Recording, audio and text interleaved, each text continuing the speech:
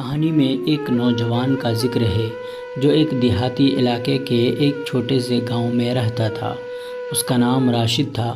وہ ایک غریب گھرانے سے تعلق رکھتا تھا اور روزی روٹی کے لیے معمولی کام کرتا تھا۔ راشد کی زندگی میں بہت سی مشکلات تھیں اور اس کے خاندان کی عزت نے اسے مایوس اور پریشان کر رکھا تھا۔ راشد کے گھر میں ایک نوکرانی بھی تھی جس کا نام زہرا تھا۔ زہرا بھی ایک غریب خاندان سے تعلق رکھتی تھی اور وہ راشد کے گھر میں صفائی، کھانا پکانے اور دیگر گھریلو کاموں میں مدد کرتی تھی۔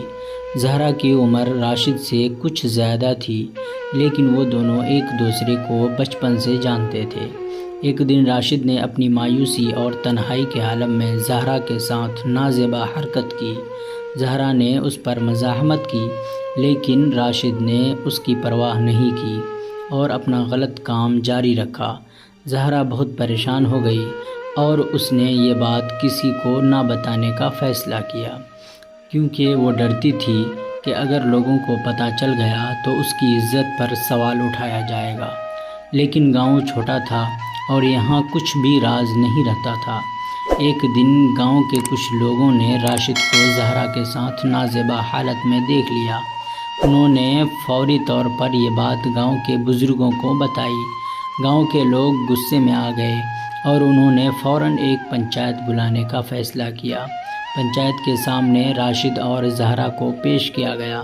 زہرا نے روتے ہوئے سچائی بیان کی اور کہا کہ اس نے راشد کو روکا تھا لیکن وہ نہ مانا۔ راشد نے بھی اپنی غلطی کا اعتراف کیا۔ گاؤں کے بزرگوں نے راشد کی حرکتوں کو سختی سے مذمت کی اور فیصلہ سنایا کہ راشد کو زہرا سے شادی کرنی ہوگی تاکہ زہرا کی عزت بچ سکے۔ گاؤں والوں نے زہرا کی عزت کی حفاظت کے لیے راشد کی شادی زہرا سے کروا دی لیکن اس کے بعد بھی وہ راشد کو معاف نہیں کر سکتے تھے۔ گاؤں کے لوگوں کا خیال تھا کہ راشد نے جو کچھ کیا وہ نہایت ہی شرمناک تھا اور اس کے لیے اسے سخت سزا ملنی چاہیے۔ پنچایت نے فیصلہ کیا کہ راشد کو گاؤں سے نکال دیا جائے گا۔ یہ سزا راشد کے لیے بہت سخت تھی کیونکہ گاؤں ہی اس کی زندگی کا مرکز تھا، لیکن گاؤں والوں کا یہ فیصلہ راشد کے لیے عبرت کا سبب بن گیا۔ راشد نے اپنی غلطی کی بھاری قیمت چکائی لیکن گاؤں کے لوگ اسے بھولنے کے لیے تیار نہیں تھے۔